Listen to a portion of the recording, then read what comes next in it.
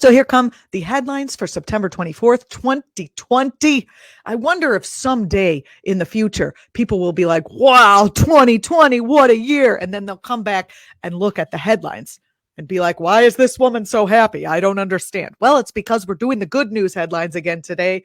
We did them yesterday and they helped. They helped me get through some of the bad news. So first, I'm going to start with something ridiculous.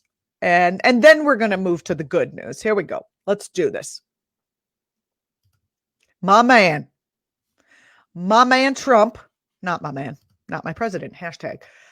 He's basically just openly saying that he's not going to leave the White House. And that's it. That's what's happening. There was a presser yesterday, and it was the usual dose of Trump's insanity. But two things stuck out. Trump is starting to look very desperate to hold on to power, which is probably good news for us who don't want him in power. His poll numbers are continuing to slide as he does the most ridiculous things. And we are also sliding into a very dangerous time because when you have a despot at the top who looks like he's going on his way out, he is likely to give away the store, which he's already doing. But anyway, somebody asked a question about a peaceful transfer of power, and Trump said no. The reporter asked, Mr. President, real quickly, win or lose or draw in this election, will you comment here today or commit, for a peaceful transfer of power after the election? And he said, well, we're going to have to see what happens. Okay, well, I was reading the other day yesterday about how strong men try to stay in power by giving the illusion that they're strong, that they have some sort of hidden power that you don't know about. Well, he really doesn't, except for the billionaires who are giving him money. But there are billionaires giving Biden money. I mean, they're spreading it across the board. What he said was, I've been complaining very strongly about the ballots, and the ballots are a disaster. He said, get rid of the ballots and we'll have a very peaceful, there won't be a transfer. Frankly, there'll be a continuation. That was his quote. He writes he said the ballots are out of control. You know, it's so hard to quote him on the show because he just goes on and on. You can't even get just a clip. The reporter interjected, I don't know that when Trump said the ballots are out of control. You know it. And you know who knows it better than anybody else? The Democrats know it better than anyone else. No, you're projecting. You're scared. That's fine. You can be scared. Just try not to kill us all in the meantime. Anyway, on the face of it, it may sound like emotion, bluster. But within the context of all the other stuff, like the SCOTUS appointment before election day, that's why they're doing it. They need to do it before election day because he's going to be out. And I think, okay.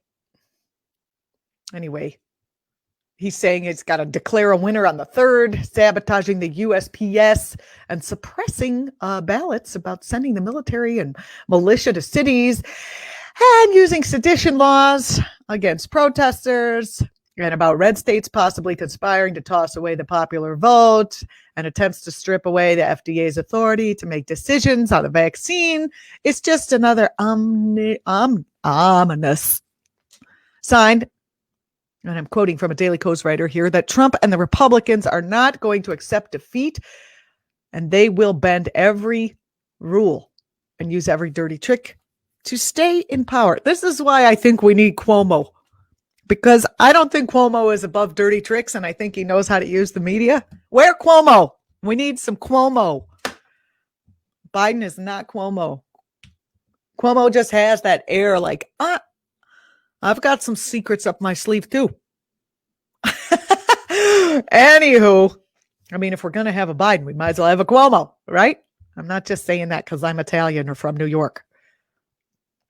Anyway, I was speaking to Messiah, by the way, Messiah Rhodes. He's producing in the back end of this. And he was talking about how there's like 100 articles out talking about, here's 15 different ways to stop a revolution. They're doing listicles on how to stop fascism these days. So, instead of doing that, I think I'm going to bring you some positive news. You can read the listicles on how to stop this someplace else. Let's just let's just focus on some positive. You're watching Act TV, and as I change our screenshot to a lovely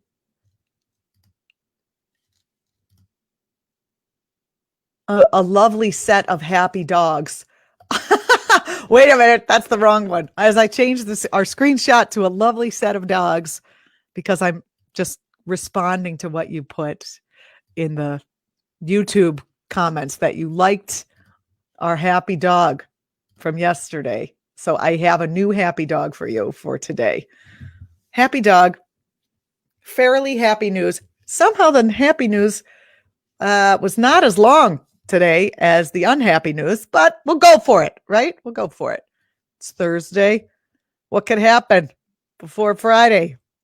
Everything, because that's the news cycle. Anyway, okay, so here's some good news coming out of New Zealand. Unfortunately, we had to go pretty far to get the good news, but here it is. The roads of New Zealand will soon be worked over by long-distance trucks powered entirely by ultra-sustainable hydrogen-powered electric fuel cells. Yay! And they said it can't be done. The news comes as the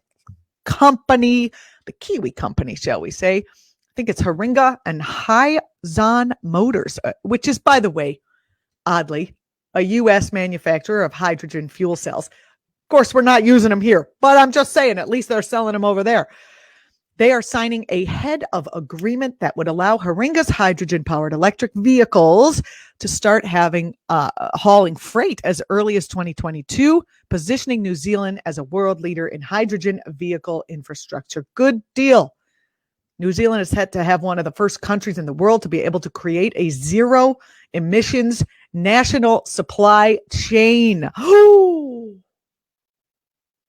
The oil and gas industry isn't going to like that, because they don't like any examples of what can be done here to be done somewhere else. They keep trying to convince us that we would have no supply chains if we don't use fossil fuels. But New Zealand's going to prove them wrong. The New York's Hyzon Motors have forged their own path through the HPEV market. And along with working with Hiringa, this year they signed that agreement to provide the Australian government or miners, the world's fourth largest exporter of iron, by the way, this company, with a fleet of those same vehicles for operations in Western Australia that will save 400 to 450 million liters of diesel a year. Happy dog, because we're saving his planet and his beloved flowers. Also in good news, Zimbabwe has banned mining in all its national parks.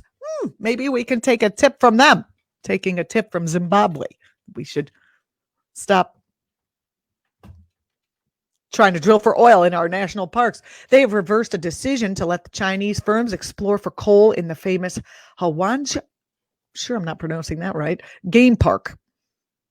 The move came after campaigners took the governments to court to prevent the, ecological degradation that will definitely happen there.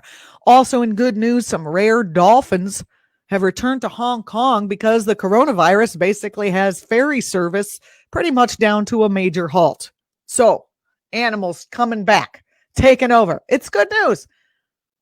Also, just in time for September's Biodiversity Month conservation in Australia, they announced that they have eradicated all feral cats and foxes from a vast 9,570 hectare area, creating the largest feral predator-free safe haven on the country's mainland. 10 native mammal species that became extinct in the state are set to be restored to the massive Mallee Cliffs National Park, a major milestone for the Australian Wildlife Conservancy in partnership with the NSW, National Parks and Wildlife Service. Good deal, right? This is good. Don't worry, they didn't just kill all those animals. I think they moved them. So, hey, there's some good news for the day. You're watching Act TV. I'm Julianna Forlano. Join us Monday through Thursday. We usually bring you the progressive movement updates But I think with all that was going on, everybody enjoyed the good news from yesterday, and hopefully we'll enjoy this one too. Follow us across platforms at act.tv. We're pretty much everywhere because we're afraid they're going to take us down. Or you can follow me on Twitter, Julianna Forlano. Thanks for watching.